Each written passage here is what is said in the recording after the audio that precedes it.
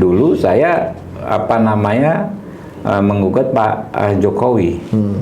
Judul gugatannya adalah gugatan kecebong.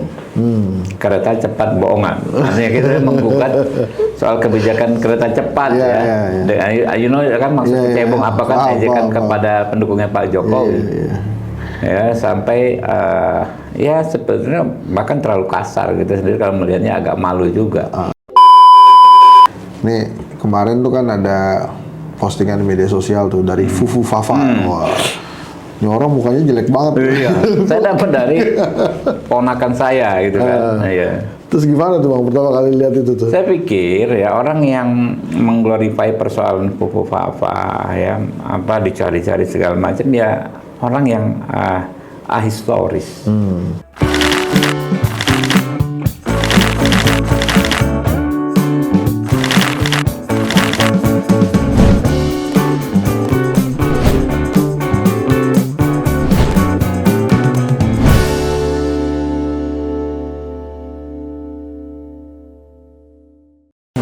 Nih Bang, terima kasih nih udah nyampe juga di ya markas sederhana nih.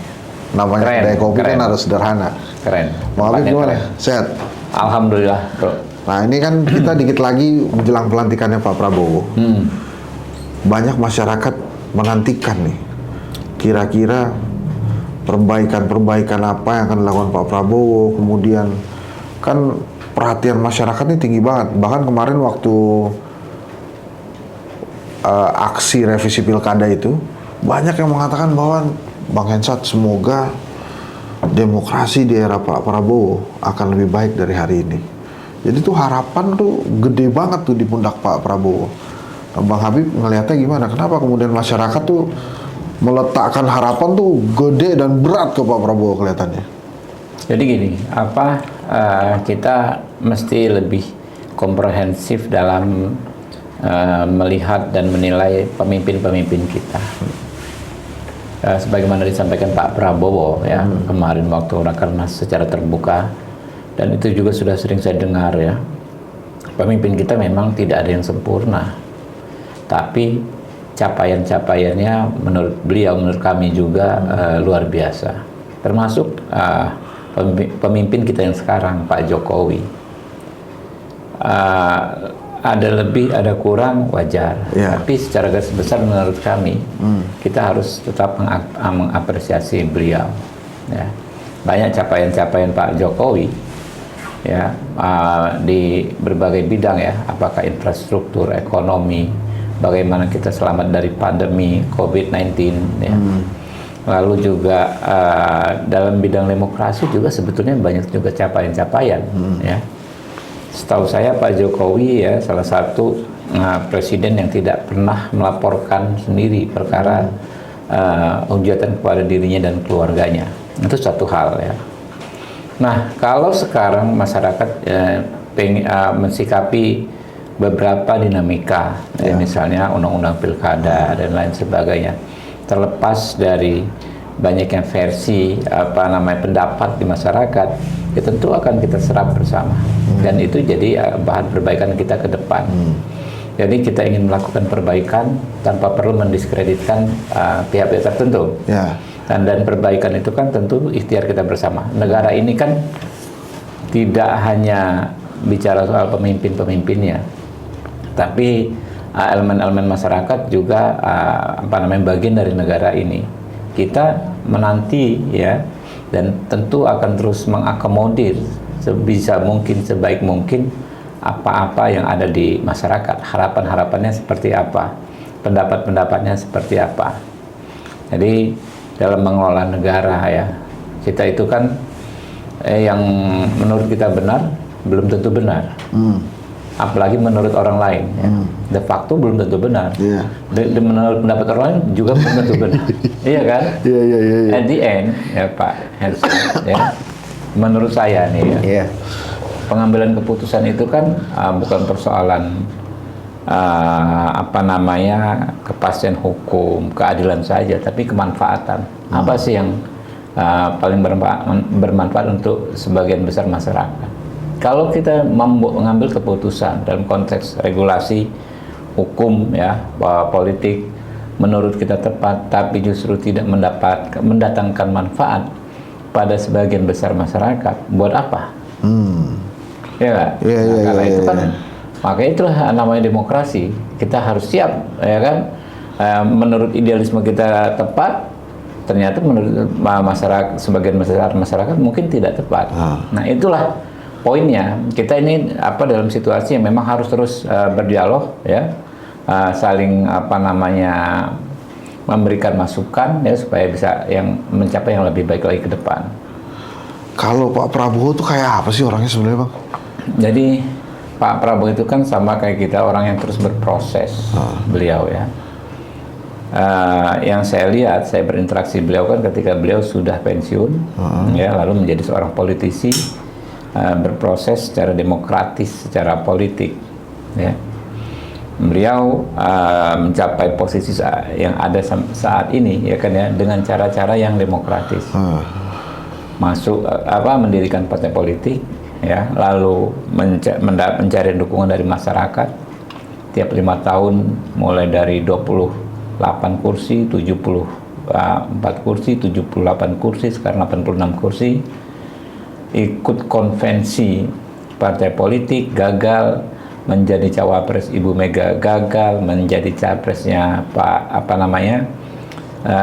Hatta Rajasa, gagal. Menjadi capresnya Pak Sandiaga Uno, gagal. Tidak patah arang, dan tidak lantas menolak demokrasi, tetap percaya pada demokrasi, ya. Beliau percaya untuk melakukan kebaikan harus dengan cara-cara yang baik, dan beliau percaya demokrasi. Terakhir beliau maju cawapres 2024, alhamdulillah pada akhirnya berhasil. Jadi menurut saya adalah contoh paling konkret, ya, perjuangan jalur demokratik, ya, seorang politisi, ya, gagal berkali-kali, bukan sekali, 2 kali, mungkin 4 sampai 5 kali gagal, ya, tetapi tetap survive, ya, tetap bangkit lagi, bertahan, dan akhirnya bisa mencapai tujuan dengan cara-cara yang menurut kita sangat-sangat demokratis. Artinya beliau, kalau kita bicara latar belakang militer beliau sudah banyak yang diekspos, tapi kiprah beliau di dunia politik, ya, dengan cara-cara yang demokrasi, menurut saya itu yang saya lihat saat ini, gitu. Itu kalau Pak Prabowo bilang dia mau merangkul semua, itu apakah artinya nggak pengen ada orang yang atau kelompok atau grup di luar pemerintahan, atau sebetulnya gimana, Bang? Apa arti kata merangkul semua buat Pak Prabowo itu sebenarnya? Sebenarnya ini pembahasan kita sejak lama. Saya sering diskusi dengan Pak Prabowo, ya. Saya masuk dari 2010, ya. Beberapa bulan setelah Partai Gerindra setahun setelah Partai Gerindra didirikan. Jadi kita banyak diskusi. Saya latar belakangkan dulu aktivis mahasiswa, ya. Sudah ada narasi seperti itu, ya. Negara kita ini punya corak demokrasi yang berbeda. Betul, kita harus saling mengkritisi, menyampaikan pendapat. Tapi kita terbiasa dengan yang namanya musyawarah. Yang namanya musyawarah itu kan memang saling mendengarkan. Tidak ada yang benar absolut, tidak ada yang salah absolut, tidak ada yang benar selamanya, tidak ada yang salah selamanya. Nah, apalagi memang kondisi kita, ya, demografis, ya, sosial antropologis kita ini kan beragam sekali. Ya, kalau pendekatannya demokrasi ala Barat, ya kan, ya, mutlak ada yang sudah matang betul, ya, harus ada oposisi, harus ada di incumbent, ya, di kekuasaan, ya, saling serang secara politik di setiap isu, setiap tema, kita akan kehabisan waktu. Ya, tambah lagi kalau Anda lihat, ya, selama proses kita bereformasi ini sejak 98 sampai ke ini, kalau saya pribadi melihat, ya, metode pendekatan oposisi atau kekuasaan itu akhirnya menimbulkan perubahan yang selalu ekstrim to ekstrim. Ketika dulu Gus Dur digantikan oleh Ibu Megawati, kita mendengar ya di bidang politik, ekonomi, orang-orang yang Gus Dur, kebijakan Gus Dur diganti secara ekstrim. Begitu Pak SBY ya naik menggantikan Ibu Megawati, kurang lebih sama, kebijakan-kebijakan penting di zamannya Ibu Megawati seolah dievaluasi. Direktur-direktur BUMN yang dianggap dekat dengan kekuasaan di periode yang lalu, semuanya hampir quote and quote ya, dikejar-kejar pidana ya. Ingatlah Pak Nelu itu kan di Mandiri. Pak Ahmad Junaidi di Dirjen Sostek, Pak Omai, ya, ada Pak Pupuk Kaltim, Pak Edi Widiono, PLN, ya, banyak sekali itu mungkin top 10 BUMN terbesar saat itu ya kan, pergantiannya seperti itu, ekstrim to ekstrim. Lalu di zamannya Pak Jokowi, mohon maaf, dengan segala hormat, kalau saya pribadi, Habibur pribadi melihat ada semacam evaluasi yang cukup ekstrim. Jembatan Selat Sunda sudah ada due diligence dan lain sebagainya, menelan biaya ratusan miliar, beralih dengan orientasi pembangunan yang di timur. Saya nggak tahu lah, saya bukan orang infrastruktur, tapi kalau saya melihat itu kan berarti kan ya yang namanya keberlanjutan nggak maksimal. Ini bagian evaluasi, bagian kritik saya terhadap kita sendiri sebagai bangsa, gitu kan ya. Nah, yang ini menurut saya jangan sampai terulang. Kenapa nih? Ya, dengan cara seperti itu akhirnya kita stuck. Benar nggak? Dalam konteks negara kita stuck. Dalam konteks pembangunan sumber daya juga kita stuck.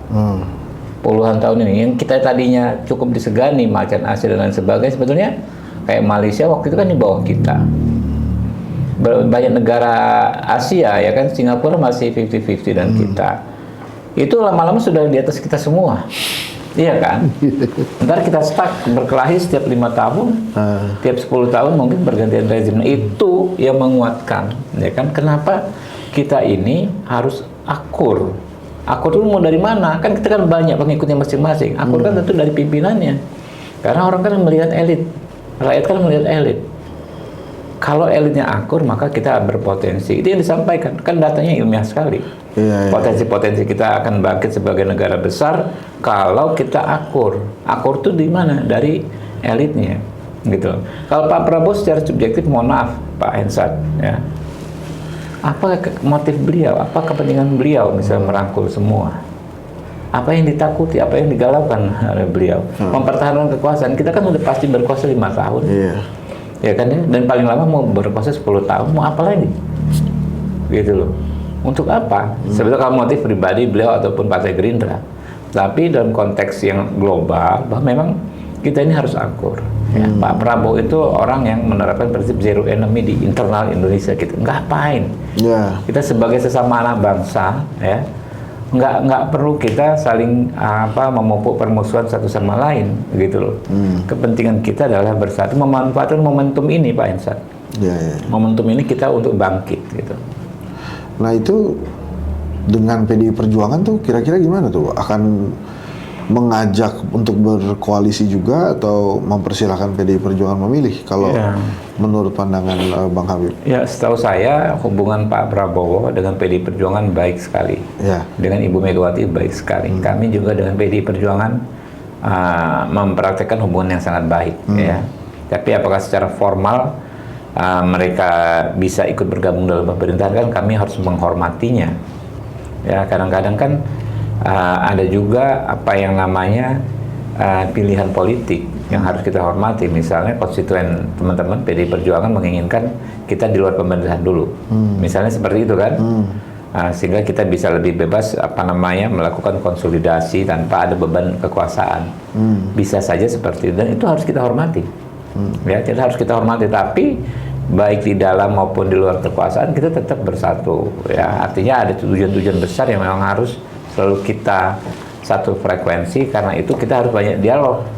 Ya, jadi bukan model oposisi ya. Saya sepakat dengan senior saya Pak Hasto. Nggak ada istilah oposisi.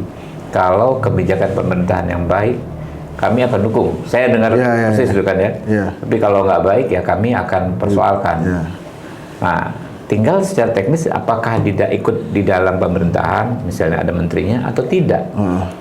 Ya itu pilihan, itu nggak bisa kita paksakan. Iya. Kalau Bang Habib sendiri pengennya gimana? Pengennya Bang Habib lah, bukan pengennya Pak Prabowo, pengennya Bang Habib. Iya, dia di dalam. menurut saya sih kita ini bangsa besar, Pak Hensa. Ya kan ya? Nggak apa namanya, kita ini terlalu besar untuk berpecah belah. Iya kan? Iya. Kita bersatu itu semuanya bisa inilah apa namanya, nggak ada yang diperebutkan lah istilahnya. Kita ini kalau ibarat kue, kita kuenya terlalu besar untuk kita makan sendiri gitu. Kita tuh harus sharing gitu kan. Ini dalam konteks kekuasaan praktikal ya kan. Dalam konteks beban penyelenggaraan negara, memang nggak gampang juga menyelenggara apa bicara penyelenggaraan negara ini sendiri ya. Jadi kalau apa namanya, PDI sekalipun ingin bergabung dalam pemerintahan, saya nggak melihat ada masalah sama sekali. Apa sih, ya kan ya, yang apa namanya dianggap akan menjadi masalah? Kalau soal kritik ya, bagaimana kita menyampaikan kritik kepada pemerintahan ini? Menurut saya kita maksimalkan saja lembaga legislatif. Ya kan? Kalau Mas Hensat lihat ya, kemarin praktek 5 tahun sebetulnya bagus menurut saya, cukup bagus. Saya kan ada di posisi yang melihatnya mungkin lebih komprehensif ya. Banyak sekali teman-teman dari PDI Perjuangan yang notabene partai pemerintah, dari Nasdem yang notabene partai pemerintah, Golkar, mengkritisi menteri-menteri dari pemerintahan ya, menteri-menteri. Kan itu artinya legislatifnya berjalan. Anda ingatlah ya, pasti dong, apa namanya yang viral-viral aja kan, misalnya Mbak Ripkah Ciptani, ya kan, lalu ada apa namanya Kiki itu siapa namanya, Rizky Aprilia yang mengkritisi Menteri Pertanian, Arteria Dahlan Masinton, saya ingat nggak waktu ngesensat 2020 mengkritik Menteri Yasona Lauli. Itu bos dia di DPP. Karena katanya dirjen-dirjen itu diangkat polisi semua. Buat apa saya ke sekolah hukum kalau menduduki jabatan di Kementerian Hukum polisi semua, ya kan? Siapa lagi? Ya Arteria Dahlan sudah sering saya sebut ya. Teman-teman Nasdem, Golkar, PDI Perjuangan banyak loh, dan itu merubah loh. Iya, itu ya termasuk. Dan itu berpengaruh terhadap polisi. Iya. Ya, kita kritik nih. Ini kalau kita mau bicara angka ya, saya punya angkanya, detail. Misalnya kebijakan penegakan hukum ujaran kebencian. Ya, dulu itu sebelum 2019 kan banyak sekali orang nge-tweet sedikit. Ingat nggak dulu Ahmad Dhani, Asma Dewi, nge-tweet forward aja masuk, cuma retweet masuk, ya kan ya. Kita dorong yang namanya restoratif justice. Dengan restoratif justice itu kan didengar dulu. Kenapa sih kamu retweet? Oh cuma retweet, namanya emak-emak nggak tahu, nggak jadi masuk. Oh cuma forward, dia nggak ngerti ininya segala macam. Dengan model restoratif, dan itu kita terapkan Pak. Ada surat, ada keputusannya. Ada yang namanya peraturan kejaksaan Perja tentang restoratif justice. Ada peraturan kepolisian Perpol. Restoratif justice, ada SK Dirjen Badan Peradilan Umum tentang restoratif justice. Terakhir Kemenkumham juga keluarkan restoratif justice. Ada produk-produk kebijakannya loh. Siapa yang mendorong itu? Apakah dari oposisi, dari partai-partai yang di luar pemerintahan saja? Enggak loh Pak. Lihat Pak, rekamannya di Komisi 3. Kalau saya kan bisa banyak cerita Komisi 3 ya. Yang paling banyak bicara siapa dorong itu semua. Ya orang merah, ya kan, ya orang kuning, ya orang biru, ya kan ya. Saya tentu juga berpartisipasi kan ya. Itu kan arahnya udah ke sana tuh kemarin itu Pak.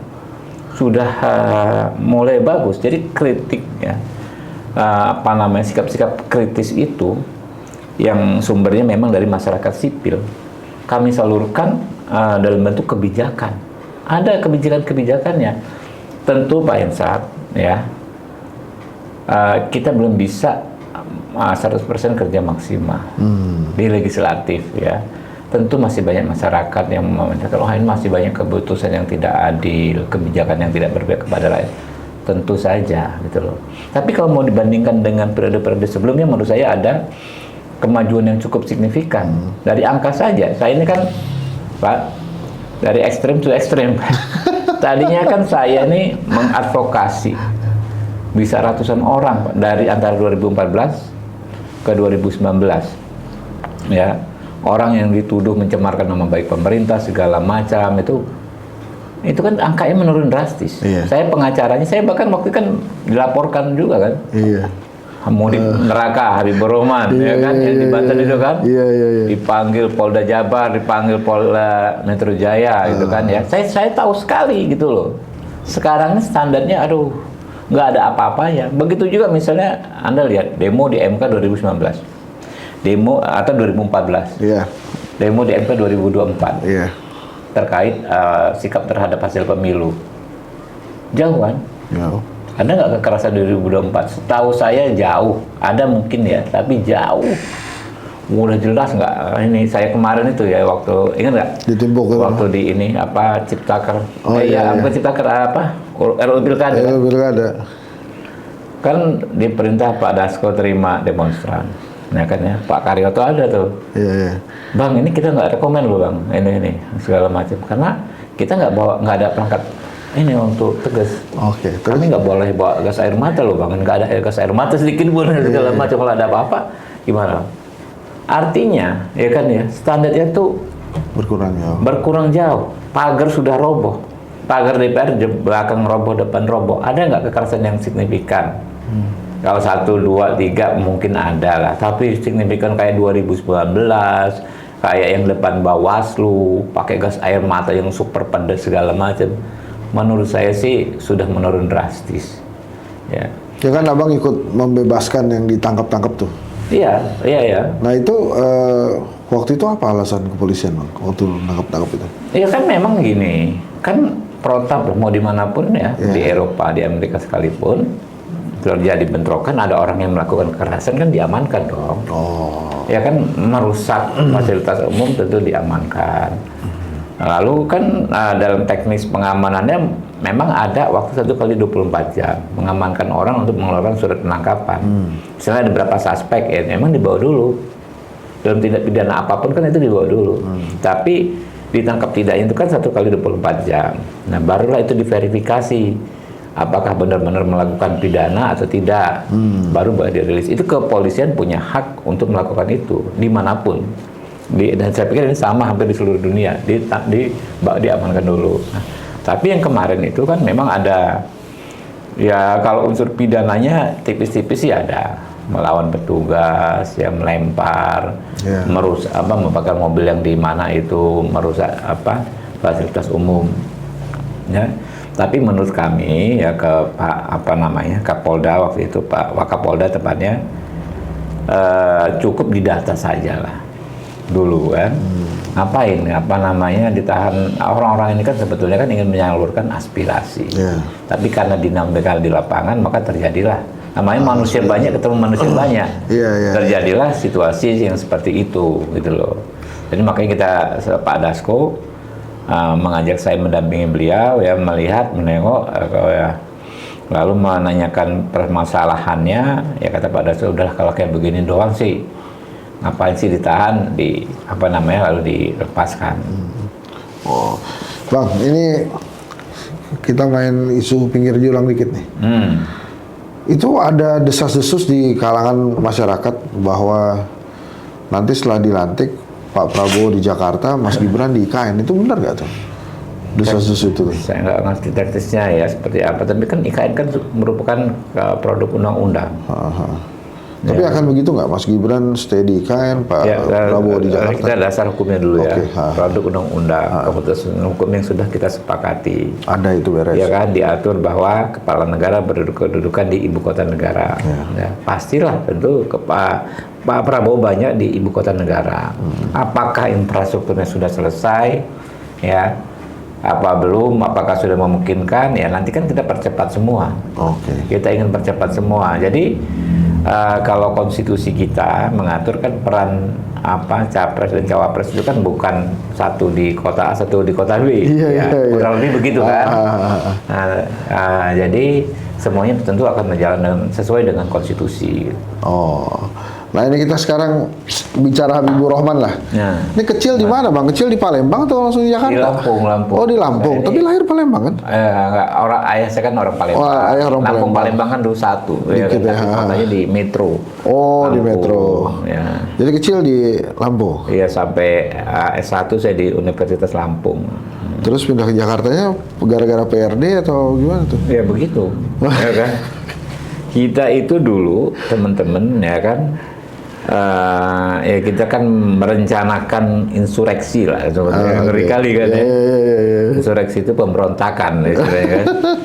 Jadi kader-kader itu dari berbagai daerah kita di deployment kita di Jakarta, kita tinggal di sekitar kampus-kampus untuk mengorganisir ya mahasiswa dan masyarakat ya untuk ikut turun ke jalan kan 98, 99 sampai 2000 tuh ya. Itu dan ini ya saya kebetulan lulus zaman-zaman itu kan. Pindah ke Jakarta, sempat tinggal dekat UI, makanya kita kan mengorganisir teman-teman UI sekitar situ ya. Ya sama-sama lah jadi PRD sama teman-teman ya, ada Budiman dan lain sebagainya. Itu kisah cinta gimana urusannya kalau aktivis gitu tuh? Enggak lah. Kalau kita ya istri saya kan aktivis juga. Jadi istri saya itu ada istri saya itu 4 beradik, usianya deket-deketan gitu kan. Jadi 4 beradik itu aktivis semua gitu loh. Jadi adiknya istri saya menikah dengan sahabat saya. Kemudian istri saya itu sebetulnya kakak dari kawan satu angkatan saya gitu loh. Jadi kita teman-temanan satu organisasi ya. Karena kita sudah saling paham, tentu kan lebih mudah ya semuanya ya. Karena kan nggak gampang nih orang kayak kita ini kan masa depan nggak jelas ya kan. Kehidupannya juga nggak jelas. Perlu orang-orang yang punya latar belakang sama untuk bisa mampu. Ini memang sekarang mungkin nggak jelas, tapi kan masa depannya menurut dia bisa bisa dipercaya gitu. Tadi cinta udah, buku udah pasti lah kan mahasiswa. Ikut-ikutan pesta nggak hari-hari? Kan kalau Sohogi itu kan yang terkenalnya pesta buku cinta tuh, pesta buku dan cinta. Enggak. Nah kalau Habibur Rahman nih hobinya nih apa nih? Hobi lah kita ngomong pesta. Hobinya apa? Kan kita nggak pernah lihat seorang Habibur Rahman tuh kelihatan main bola, main bulu tangkis tuh. Apa hobinya? Enggak, kalau kita hobi nonton bola ya. Nonton bola ya? Kita. Serius nonton bola? Iya nonton bola. Kita dari dulu nonton bola, main game bola. Ya kan ya. Klubnya apa? Kalau di Indonesia klubnya apa? Kalau di Indonesia kita sih susah ya. Dulu ada namanya PSBL. PSBL Bandar Lampung. Ya kan. Saya kan fanatik kedaerahan, ya. Jadi di luar PSBL saya nggak pernah punya pilihan klub. Nah, kalau di luar negeri? Luar negeri MU MU sampai sekarang pun MU walaupun sudah kelas menengah. Ntar kita ke ruangan sebelah tuh ada Liverpool semua tuh. Ini udah dikit lagi saya udah dipelototin sama teman-teman karena penonton podcast saya tuh nggak boleh lewat dari 30 menit ya, stay di 30 menit jadi pendek-pendek aja. Nih kemarin tuh kan ada postingan di media sosial tuh dari Fufu Fafa. Wah, ini orang mukanya jelek banget. Iya. Saya dapat dari ponakan saya gitu kan. Terus gimana tuh Bang pertama kali lihat itu tuh? Saya pikir ya orang yang mengglorify persoalan Fufu Fafa ya dicari-cari segala macam ya orang yang ahistoris. Ya kan, itu kan post factum. Artinya sesuatu yang terjadi di masa lalu. Dulu saya menggugat Pak Jokowi. Judul gugatannya adalah gugatan kecebong, kereta cepat bohongan. Artinya kita menggugat soal kebijakan kereta cepat kan maksud kecebong apakah ejekan kepada pendukungnya Pak Jokowi. Ya sampai sebetulnya bahkan terlalu kasar gitu sendiri kalau melihatnya agak malu juga. Tapi itulah memang dinamika kita ya kita berproses semua kok. Ya saya nggak tahu apakah fufu-fafa itu beneran Mas Gibran atau bukan ya, tapi kalau toh walaupun belum tentu ya kan ya itu Mas Gibran ya, kita nggak ada masalah kok, Itu masa kita lalu, santai-santai saja itu dulu Mas, saya ini dikejar-kejar Pak Prabowo ya kan ya. Sekarang menjadi orang yang disebut-sebut pembelanya Pak Prabowo gitu kan ya, masalahnya di mana gitu kan, nggak ada juga. Enggak, tapi lo waktu terima itu marah nggak? Enggak, Dibilang biasa. orang mukanya jelek banget, biasa aja. Biasa ya, karena di mata Yang bener. karena Masa nggak marah? di mata istri dan ibu saya paling ganteng. Iya, tadi. Ya. Ibu Rahman, ada yang mau disampaikan nggak buat rakyat Indonesia? Ya keren lah ya. Kita senang dengan apa namanya podcast ini ya. Pak Hensat ini apa namanya bagian dari upaya kita berkomunikasi dengan masyarakat ya.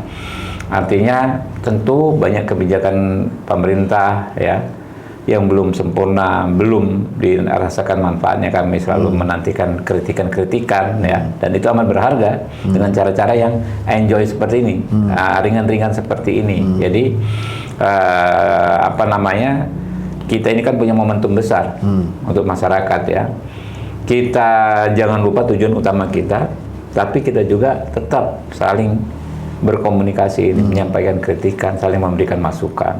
Tapi jangan lupa tujuan besar kita. Kita saling menyampaikan kritik bukan dalam konteks saling menghabisi, apakah secara politik ya kan, apakah secara ekonomi, bukan dalam konteks saling menegasi, nggak perlu begitu. Karena ini dia, negara kita terlalu besar Pak, terlalu banyak hal untuk dibagi, untuk di-sharing di antara kita semua. Sekarang kan udah masuk legislatif. Kalau nanti tiba-tiba dapat tugas dari Pak Prabowo jadi eksekutif, tuh kira-kira terima atau? Saya sudah berkomunikasi dengan Pak Prabowo sejak beberapa bulan yang lalu. Saya minta penugasan di legislatif dan beliau setuju ya. Oh gitu ya. Oh asik juga tuh ya. Ya. Lo mau nanya nggak? Ini kan spesial nih, jadi boleh nanya. Ya. Oke, Bang Habibur Rahman, terima kasih banyak. Brother. Ini jauh-jauh ke kedai Siap. kopi, mudah-mudahan lancar semua. Oke. Thank Dan you. titip negara ini, Bang. Oh, tentu sama-sama dong. Ente juga masih terlibat dalam Iya, ini. insya Allah. Sama aja. Terima kasih. Ya itu dia, Bang Habibur Rahman, politisi Gerindra. Saat ini di Komisi 3 DPR, nampaknya nanti mau masuknya Komisi 3 DPR juga. Ini terus terang nih wakil rakyat saya nih, karena dari Jakarta Timur. Rombongan Timur. Rombongan Timur. Oke, terima kasih. Assalamualaikum warahmatullahi wabarakatuh.